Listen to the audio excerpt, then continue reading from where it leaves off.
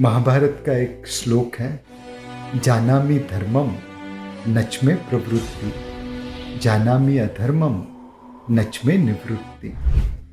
I know what is the right thing to do, but I can't follow it. And I know what is the wrong thing to do, but I can't stay away from it. Nilesh भाई, share बाजार जुए का अड्डा है. मैंने finance minister को लिख दिया शेयर बाजार बंद कर दे. ये कैसीनो नहीं चलना चाहिए. मुझे पता नहीं चला कि अगर आपको शेयर बाजार जुएबाजी लगती थी तो आप आए क्यों. कहते हैं माउंट एवरेस्ट क्लाइम करने के दो रास्ते, एक नेपाल से दूसरा चाइना से. चाइना वाला रास्ता दुर्गम है, नेपाल वाला रास्ता कठिन जरूर है बट दुर्गम नहीं है. ट्रेडिंग और इन्वेस्टमेंट भी कुछ इसी तरह है.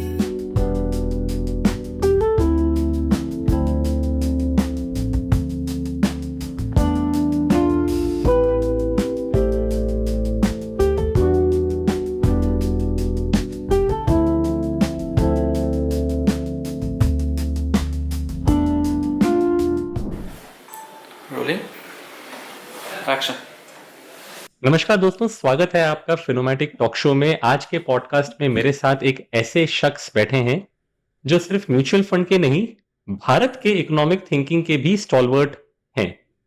अगर मार्केट्स एक क्रिकेट मैच है तो ये चीफ सिलेक्टर भी हैं, कोच भी हैं और मैच विनर इन्वेस्टर भी. इनकी इन्वेस्टमेंट फिलॉसफी इतनी सिंपल है कि एक स्कूल का बच्चा भी इनको समझ सकता है और इतनी डीप है कि ग्लोबल इकोनॉमिस्ट भी सुन के सोच में पड़ जाते हैं. He is none other than the managing director of Kotak Mahindra asset management company. He is the most respected voice on television, in government advisory panels and in investor hearts across the country. I am sure आपने उन्हें CNBC पर देखा होगा और उनके witty one liners सुने होंगे और उनका काम डिमीनियर भी फील किया होगा. बट आज हम उनका एक डिफरेंट साइड एक्सप्लोर करने वाले हैं.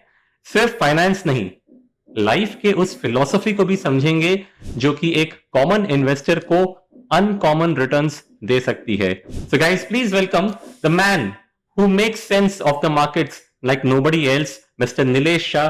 Welcome to our show sir. Thank you so much sir for being part of our show. I am getting a bit of goosebumps कि I am hosting somebody like Nilesh sir. And आज मैं sir के साथ में बहुत personal बातें करूंगा. The topic that we have kept for today is for the common man. Sir, एक आम निवेशक जिनके साथ में क्या होता है, उनको क्या करना चाहिए, सर आज मैं उनको लेकर बात करूंगा. मैंने सोचा कि सर से मैं क्या पूछूं, कि क्या मैं सर से मार्केट्स को लेकर बात करूं कि अभी कहां पैसे लगाने चाहिए. मैंने कहा कि सर आज हम बात करते हैं कि एक इन्वेस्टर को क्या करना चाहिए. तो सर मेरा पहला सवाल आपसे कि सर, इन्वेस्टिंग एक यात्रा है, मगर हर यात्रा में कुछ कांटा लगा टाइप मोमेंट्स होते हैं.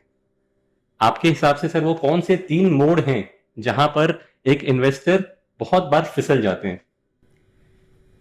एक है ना, कहावत है हितेश भाई की, well begin is half done. लोग पहले पड़ाव पे ही गलती कर देते हैं. हमारे संस्कृति में हमेशा कहा गया है कि पैसों के पीछे मत भागो, पैसा हाथ का मैल है. बट जो वॉरेन बफेट जी ने कहा पैसों के बारे में, वो मैं दोहराना चाहूंगा. पैसा जिंदगी में सब कुछ नहीं है, पैसों के पीछे भागना भी नहीं चाहिए, लेकिन ये सब बोलने से पहले पैसा बना लेना चाहिए. तो एक आम निवेशक की पहली गलती है कि वह पैसों को महत्वता नहीं देता. हमारी संस्कृति में माँ सरस्वती की भी पूजा करते हैं और माँ लक्ष्मी की भी पूजा करते हैं, तो दोनों को इक्वल इंपॉर्टेंस दीजिए. करेक्ट. दूसरी गलती है कि हमने सभी ने सुना है बूंद बूंद से सागर बनता है. राइट. लेकिन बूंद बूंद पे कोई ध्यान नहीं देता. लोग जैसे रेन वाटर हार्वेस्टिंग नहीं करते. भगवान हमें इतनी अच्छी बारिश देता और फिर भी हम देखते हैं कि हमारे गांव शहर में पानी की समस्या है, बिकॉज हम उस पानी को बहने देते हैं.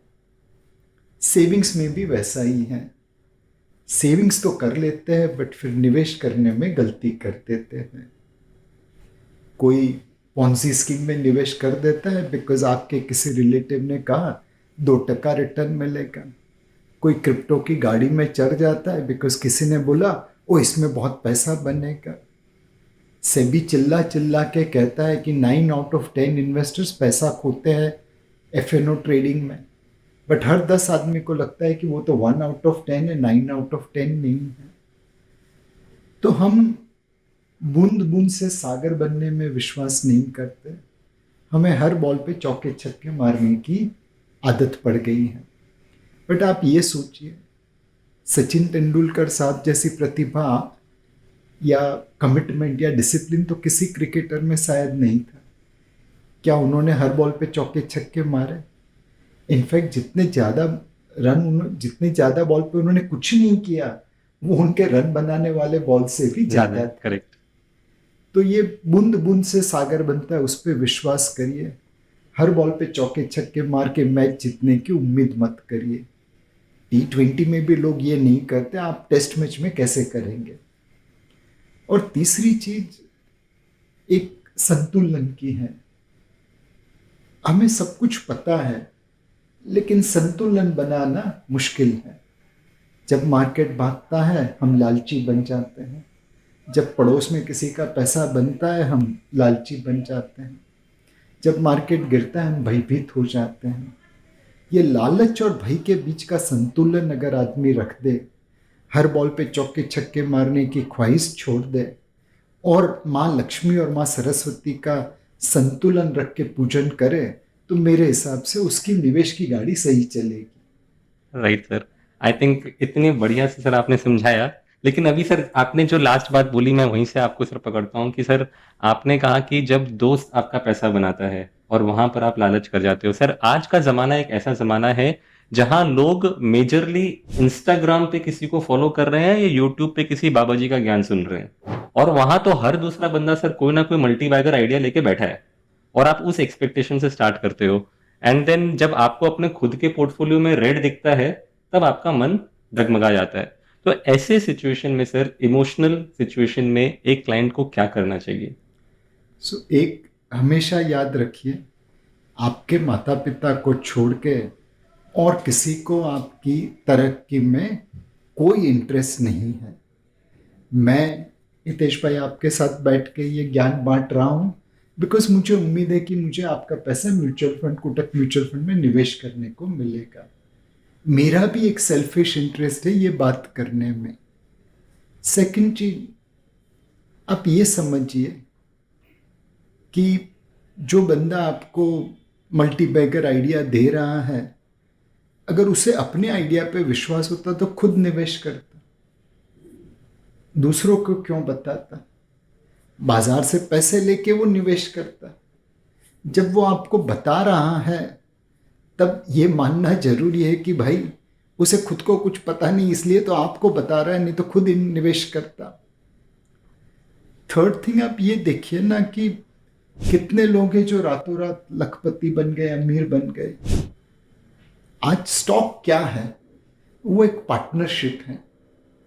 अब जब रिलायंस इंडस्ट्रीज का एक शेयर खरीदते हैं, आप मुकेश अंबानी के माइनर पार्टनर बनते हैं। बहुत छोटे से पार्टनर, बट आपकी पार्टनरशिप उनसे होती है। अब क्या रातों रात ताजमहल खड़ा हो जाएगा? बिल्कुल नहीं, उसे बनाने में समय लगेगा। तो फिर स्टॉक मार्केट में आपको रातों रात कैसे पैसे मिल सकते हैं?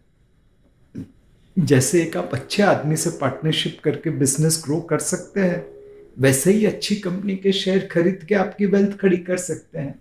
मल्टीबैगर का ये एक ही आसान फॉर्मूला है।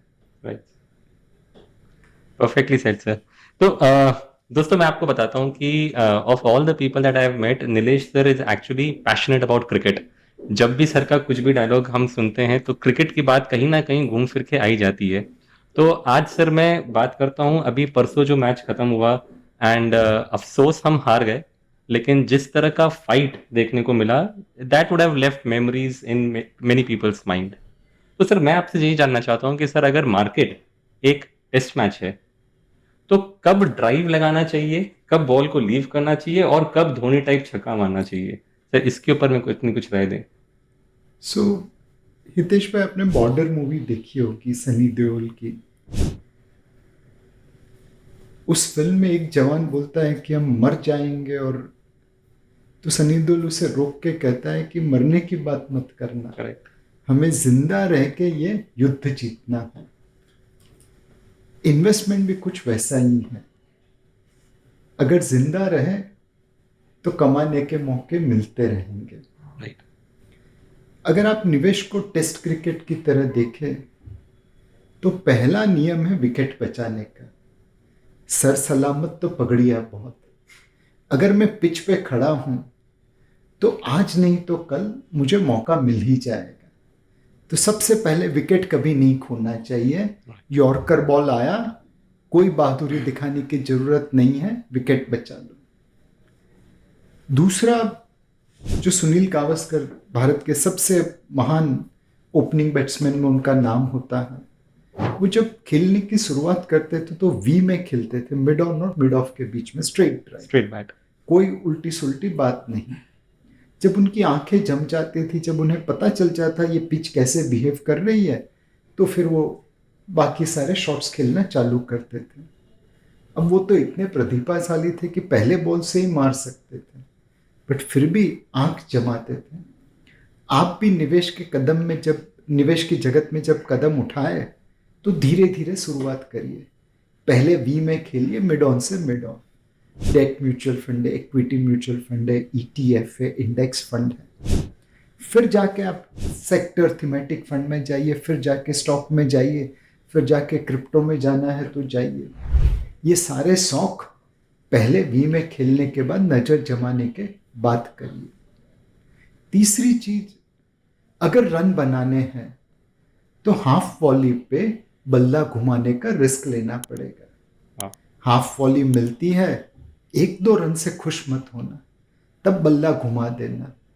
कभी कभी हाफ वॉली पे चौका छक्का लगने की जगह पे विकेट भी गिर सकती है, बट कोई बात नहीं, दूसरी इनिंग है। हाफ वॉली मिले तो छक्का मारना, यॉर्कर आए तो विकेट बचाना। इस प्रकार से आप अपनी इनिंग को पेश करेंगे, अनडाउटेबली मैच आपकी जेब में होगा। वाह सर, सुन के मजा आ गया ये बात, एंड आई एम श्योर बहुत लोगों ने इससे बहुत कुछ सीखा होगा। सर अभी ना इंस्टाग्राम पे और लिंक्डइन पे काफी ज्यादा ट्रेंडिंग है, फेमस है दी फायर मूवमेंट, जहां पर लोग कहते हैं कि यार 30 की उम्र में रिटायर हो जाते हैं, गोवा शिफ्ट हो जाते हैं, चिल करते हैं। लेकिन सर इंडियन पेरेंट्स जो हैं वो कहते हैं कि बेटा अभी काम कर लो, अभी और काम कर लो। आप इस मूवमेंट को कैसे देखते हैं, that you become financially independent and retire early? So Hitesh भाई, इसमें तो टुंडेर टुंडेर मतिर भिन्ना। आपका व्यू अलग होगा, मेरा व्यू अलग होगा। मैं doctor APJ Abdul Kalam school में हूँ कि जिंदगी की आखिरी सांस तक काम करना चाहिए। मेरे लिए वो सही है। मेरी बेटी शायद फायर मूवमेंट में होगी कि नहीं भाई, मुझे और कुछ करना है लाइफ में। तो आप अपने ऑब्जेक्टिव्स को अपनाइए और उसके अनुसार निवेश करिए। गोवा में जाके चिल करना है, कोई बुरी बात नहीं है, लेकिन ऐसी गलती मत करना कि 10 साल चिल करने के बाद वापस नौकरी करने की जरूरत पड़े। निवेश सही तरीके से करना ताकि आप पूरी जिंदगी गोवा में चिल कर सके। आपको पता है हितेश भाई, मिड 90s में वॉलंटरी रिटायरमेंट स्कीम आई थी बैंकों में। तो बहुत सारे लोगों ने वीआरएस ले लिया, 40-50 लाख रुपए मिले, जो उस जमाने में काफी बहुत होते थे। और कुछ लोगों ने वो पैसे 16% वाले डिबेंचर में लगा दिए। उस समय आईसीआईसीआई, आईडीबीआई, आईएफसीआई 16% के डिबेंचर इश्यू करते थे। वो 25-25 साल की मेच्योरिटी के थे, पर उसमें पुट और कॉल ऑप्शन 5 साल पे था। 50 लाख पे 16%, 8 लाख होता है। टैक्स करने के बाद भी काफी पैसा बचता था। 5 साल के बाद ब्याज की दरें हो गई थी 7-8%। करेक्ट। डिबेंचर पे कॉल ऑप्शन एक्सरसाइज हो गया। अब 50 लाख पे आपको मिलने लगे 4 लाख रुपए। उसके ऊपर टैक्स भी कटता था और महंगाई बढ़ गई थी।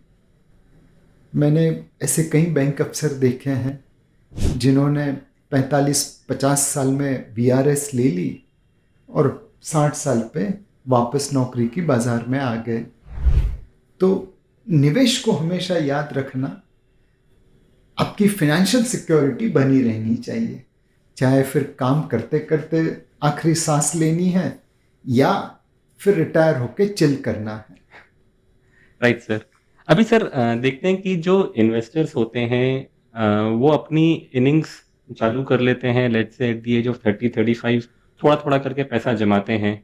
But when does the time come to shift the gears? मतलब 50 के बाद जैसे हम कहते हैं कि हेल्थ चेकअप करना बहुत ज़रूरी है, उसी प्रकार क्या पोर्टफोलियो का भी चेकअप करना बहुत ज़रूरी है ताकि अ, हम अपने उम्र के दौर के अनुसार अपने पोर्टफोलियो को चेंज कर सकें? तो सर ऐसे 2-3 चीज़ें क्या देखनी चाहिए, क्या सोचना चाहिए ताकि 50 के बाद वाले लोग अपने पोर्टफोलियो को रीअलाइन कर सकें?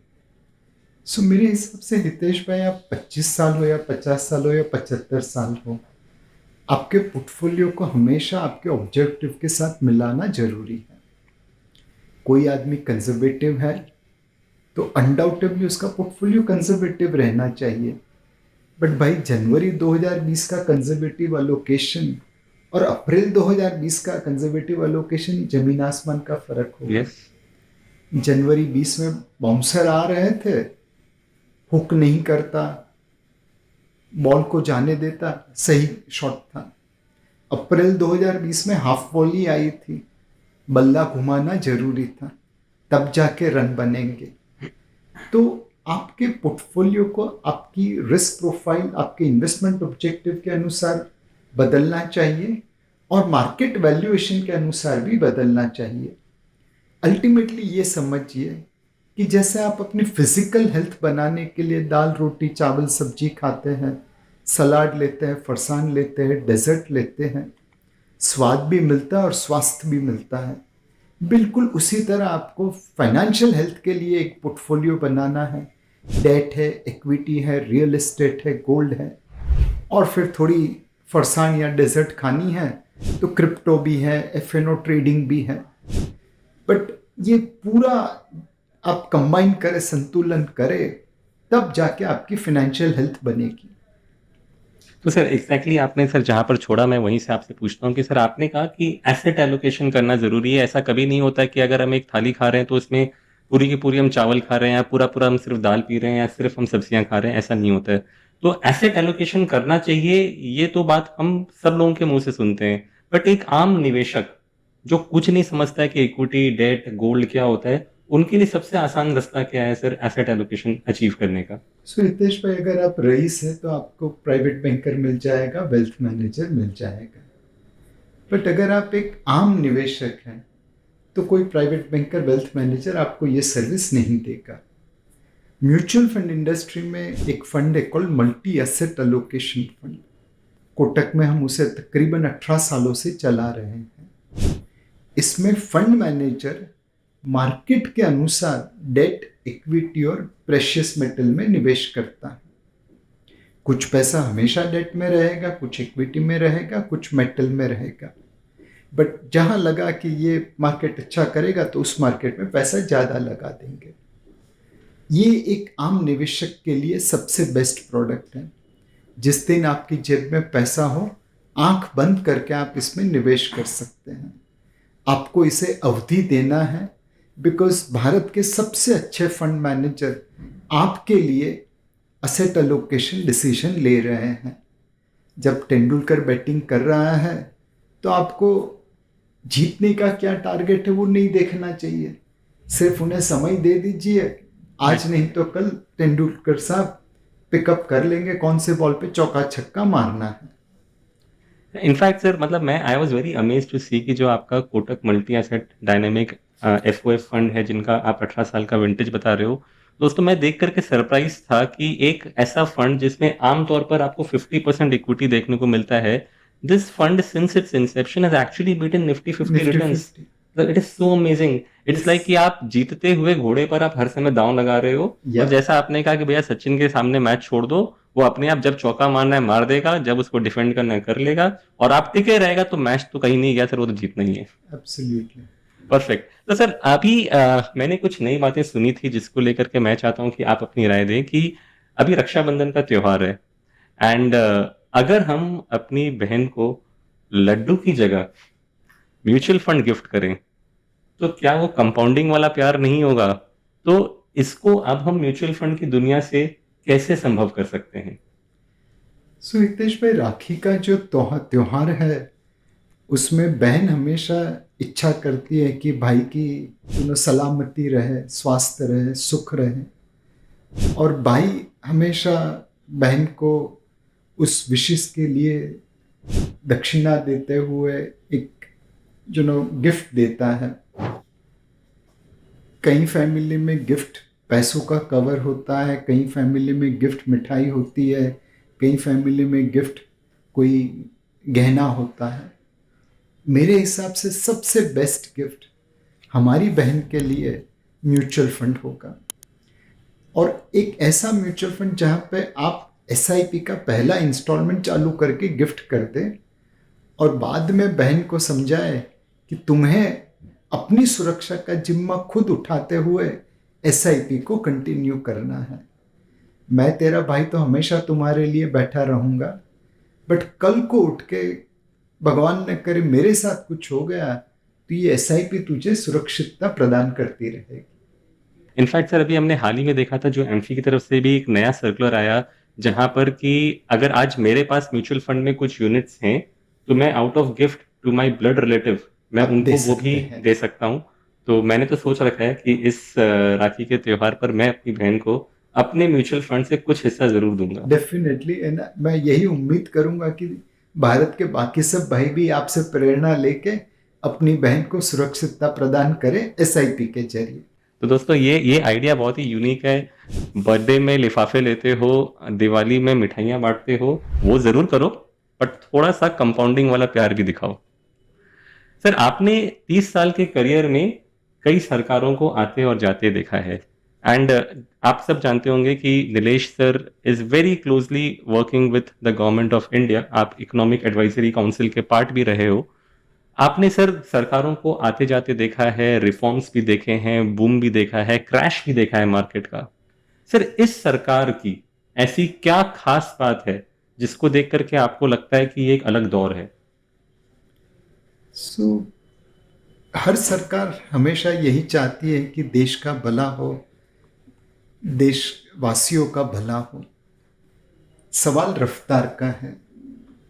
यह सरकार एक ऐसी इकोसिस्टम कर रही है कि भारत की टैलेंट अब भारत में रहना पसंद कर रही है। पहले क्या था, अगर आप MBA करें, डॉक्टर बने, साइंटिस्ट बने, इंजीनियर बने, बाहर चले जाते थे बिकॉज यहाँ पे अपॉर्चुनिटीज नहीं थी। अब ऐसा माहौल बन रहा है कि भारत की टैलेंट भारत में रहने के लिए उत्सुक है। टैलेंट को इंफ्रास्ट्रक्चर चाहिए।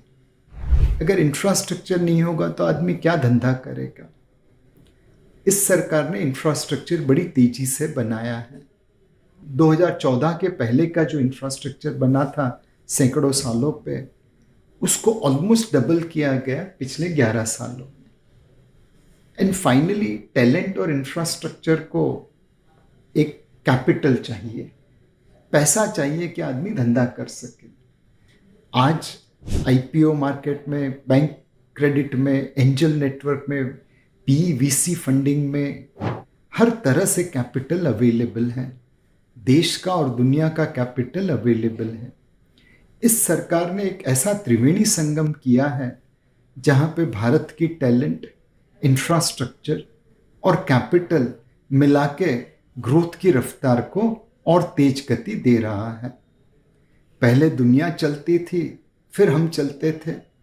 अब चाइना और अमेरिका के साथ हम उस मकाम पे पहुंचे हैं, हम चलेंगे, दुनिया चलेगी। तो सर, इनफैक्ट मैं आपको बताना चाहता हूँ सर कि जब हम फिनोमैटिक में अपने सब ब्रोकर्स की जब ट्रेनिंग करते हैं ना, तो आपका एक बड़ा ही मनपसंद हमारा स्लाइड है जो आप हर महीने मंथली आउटलुक वाले अपने प्रेजेंटेशन में दिखाते हो, जहां पर बात करते हैं कि 2014 के पहले क्या रफ्तार थी और 24 में क्या रफ्तार है, कितने किलोमीटर रोड बनते थे, रेलवे के फ्रेट का ट्रैवल टाइम क्या था, तो पोर्ट में शिप्स किस समय टर्न अराउंड होते थे, एयरपोर्ट्स पे क्या काम हो रहा है, तो डिजिटल ट्रांजैक्शंस कितने हो रहे हैं। And you have rightly said sir कि इंटेंशन सबके सही हैं, इट्स जस्ट दैट कि इस गवर्नमेंट की गति गति। बहुत अच्छी है। तो सर अब ना मैं आपके साथ में कुछ सर पर्सनल क्वेश्चंस पूछूंगा एंड मैं चाहूंगा कि आप एकदम दिल से जवाब दें और फटाफट जवाब दें इसका, ताकि जो एकदम टॉप ऑफ द माइंड हो सर वो हम समझेंगे। तो sir, one personal money mistake that you did yourself that you still remember. So जब मैंने कारकिर्दी की शुरुआत की थी 90 के दशक में, मार्केट में अनाप शनाप तेजी थी। मेरे पास पैसे तो कम थे बट लालची हो गया था। तो गांव के पैसे बोरो करके भी मैंने उस मार्केट में निवेश किया और सारे पैसे डूब गए। तो मैंने पहली इनिंग में 0 रन से खाता खोला था। Okay sir. सर अगला सवाल मेरा ये है कि what advice will the current mister Nilesh Shah will give to the 25-year-old अवतार ऑफ नीलेश शाह? मतलब मैं काफ़ी समय तक म्यूचुअल फंड में रहा, बट फिर 4 साल के लिए बाई साइड से सेल साइड में चला गया। और फिर जब वो गलती रियलाइज़ हुई तो वापस बाई साइड म्यूचुअल फंड में आ गया। तो मैं अगर यंग नीलेश शाह को मिलूंगा तो यही कहूँगा कि वो गलती मत दोहराना। जहाँ पे आपको अच्छा लग रहा है, मज़ा आ रहा है, उस करियर को क्यों छोड़ना। म्यूचुअल फंड एक ऐसी इंडस्ट्री है जहाँ पे आपको अच्छे पैसे तो मिलते ही है काम करने के, साथ में दुआएं भी बटोर सकते हैं। राइट, एंड इसीलिए हम कहते हैं कि हमारी इंडस्ट्री को सर बहुत नए लोगों की ज़रूरत है। बहुत से लोगों को इस इंडस्ट्री में आना है और आपका इंस्पिरेशन लेके बहुत लोग सर इस इंडस्ट्री में ज़रूर आएंगे। सर अगला सवाल मेरा ये है कि सर अगर आप फाइनेंस के फील्ड में चौके छक्के नहीं मार रहे होते तो आप कौन से फील्ड में सेंचुरी कर रहे होते? एक मतलब मैंने जब मैं बहुत छोटा था मेरे पिताजी गुजर गए और हमारी आर्थिक हालत उतनी अच्छी नहीं थी। मेरे स्कूल के प्रिंसिपल ने कहा कि बेटा तू अगर क्लास में अव्वल दर्जे पे पास होगा तेरी फीस मैं भरता रहूँगा, पढ़ाई के ऊपर ध्यान दे और पढ़ाई छोड़ने की बात मत करना। तो एक मतलब देखा है कि कैसे एक टीचर एक पूरी फैमिली को इन्फ्लुएंस कर सकता है, उसे संवार सकता है। तो अगर फाइनेंस के फील्ड में नहीं होता तो शायद टीचर की फील्ड में जाता, टीचिंग की फील्ड में जाता, और जो मेरे ऊपर कर्जा है लोगों का उसे उतारने की कोशिश करता। What a noble thought sir. I am sure sir आपने उस फील्ड में भी आपने काफ़ी झंडे गाड़े होते, but we are very lucky कि सर इसी फील्ड में हैं और इसी फील्ड में रहेंगे ताकि हम सबका भला होगा। सर अगला सवाल sir, which is that one word that you will use to describe a typical Indian investor today, आज के दिन पे? आज से तकरीबन 5 साल पहले हमें लोगों को कहना पड़ता था कि मार्केट गिर रहा है बट डरिए मत, लॉन्ग टर्म अच्छा है। शब्द तो वही रहे हैं। अब जब मार्केट गिरता है तो निवेशक हमें कहता है नीलेश भाई डरना मत, लॉन्ग टर्म अच्छा है। तो शब्द वही रहे, डिलीवरी बदल गई है। कर्मा सर, आप हमेशा कर्मा की बात करते हैं और चीजें घूम के आती हैं। तो sir what's that one quote that you keep returning to? ऐसा वो आप इतने सारे आपके सर फेमस वन लाइनर्स हैं, ऐसा एक लाइन आप बताओ सर जो कि घूम के आपकी लाइफ में हर दूसरी बार आपको देखने को मिलता है। महाभारत का एक श्लोक है, जानामि धर्मम नच में प्रवृत्ति, जानामि अधर्मम नच में निवृत्ति। I know what is the right thing to do but I can't follow it, and I know what is the wrong thing to do but I can't stay away from it. सच और झूठ हर किसी को मालूम है। सच को हम follow नहीं कर सकते, झूठ से तौबा नहीं कर सकते। ये संतुलन बहुत ज़रूरी है। नहीं, वेरी वेल सेड सर। ये this I have heard before और बहुत ही गहरी बात है जो आपने आज ऑडियंस को बताई है। सर आज के ज़माने में which is that one most over hyped financial trend that you are seeing that you wish was not there? Trading, speculation. हर किसी को लगता है कि ट्रेडिंग करके वो पैसा बना पाएगा। बहुत कम लोग हैं जो ट्रेडिंग करके पैसा बना सकते हैं। कहते हैं माउंट एवरेस्ट क्लाइंब करने के 2 रास्ते, एक नेपाल से दूसरा चाइना से।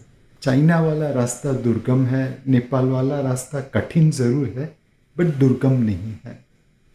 ट्रेडिंग और इन्वेस्टमेंट भी कुछ इसी तरह है।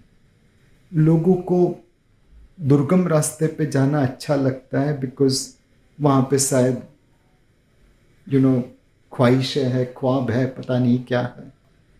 कठिन रास्ता है, उसके ऊपर चल के आप माउंट एवरेस्ट पे पहुंच सकते हैं, बट बहुत कम लोग उस रास्ते पे चलने को तैयार होते हैं बिकॉज उसके रिजल्ट आपको काफ़ी समय के बाद मिलेंगे। तो सर ये तो आपने बताया कि trading is that one trend that you felt should be should we should have been better off. Sir ऐसा एक ट्रेंड जो लोग इग्नोर कर रहे हैं लेकिन लोगों को उस रास्ते पे जाना चाहिए। सो अगेन, कई बार आपको आपकी गलतियों का एहसास होता है बट आप उसे एक्सेप्ट नहीं कर सकते।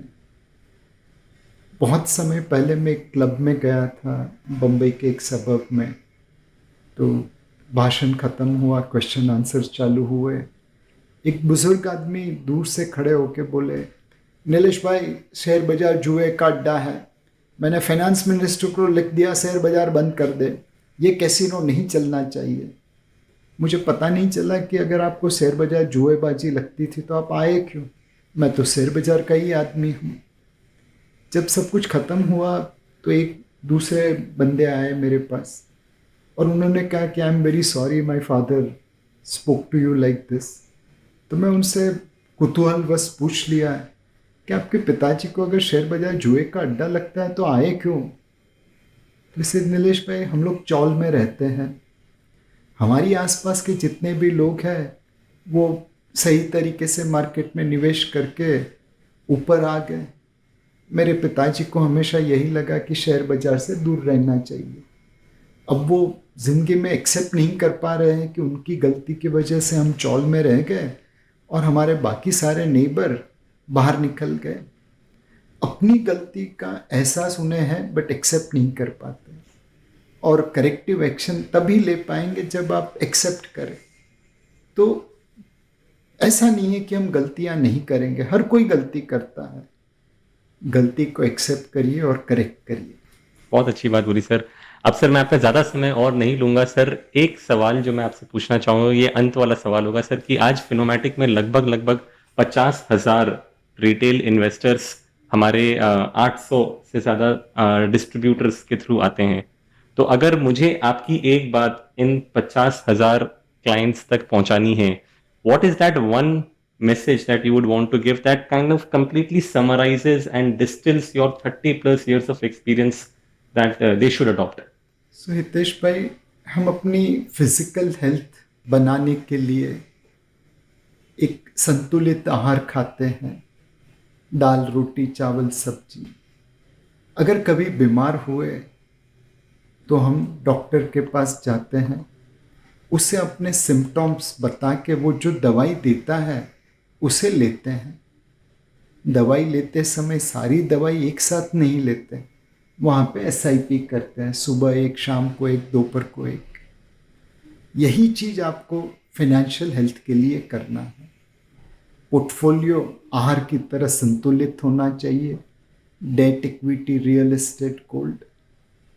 जब आपको कन्फ्यूजन हो तो एक एडवाइज़र के पास जाना चाहिए। जैसे फिनोमेटिक्स में 800 लोग हैं, वह आपके सिम्टम्स पढ़ के, आपकी रिस्क प्रोफाइल, आपके इन्वेस्टमेंट ऑब्जेक्टिव देख के आपके लिए एक फिनेंशियल प्लान करके देंगे। उस फिनेंशियल प्लान को आपको रेगुलर इन्वेस्टमेंट के जरिए आगे बढ़ाना है। जैसे आपकी फिजिकल हेल्थ बनती है डॉक्टर की सलाह के अनुसार, वैसे ही फाइनेंशियल हेल्थ बनेगी म्यूचुअल फंड डिस्ट्रीब्यूटर की सलाह के अनुसार। तो सर इतनी सरल बातें, आपसे बात छोड़ने का तो मन ही नहीं करता है। आई एम श्योर सर आज का जो पॉडकास्ट है ना, हमने ना ही मार्केट की बात की, ना ही आगे क्या होगा इसकी बात की, हमने बात की मेरे आपके लाइफ के बारे में। जो कि चाहे एक बंदा वो शायद आपकी वो छोटी SIP 250 रुपए वाली चलाए, चाहे एक बंदा जो 2 करोड़ 5 करोड़ का पोर्टफोलियो रखे, आपने जितनी बातें बोली सर आज, वो सारी बातें उनको ध्यान से सुननी चाहिए और अपने लाइफ में इंप्लीमेंट करनी चाहिए। तो thank you so much sir once again कि आपने अपना कीमती समय हमारे लिए निकाला। एंड आपके साथ सर बात करके बहुत अच्छा लगा, and I am sure we will love to host you again in the near future, और आपके बताए हुए नक्शे कदम पर हम जरूर चलेंगे। तो thank you so much sir. Definitely, thank you. fund investments are subject to market risk. Read all scheme related documents carefully.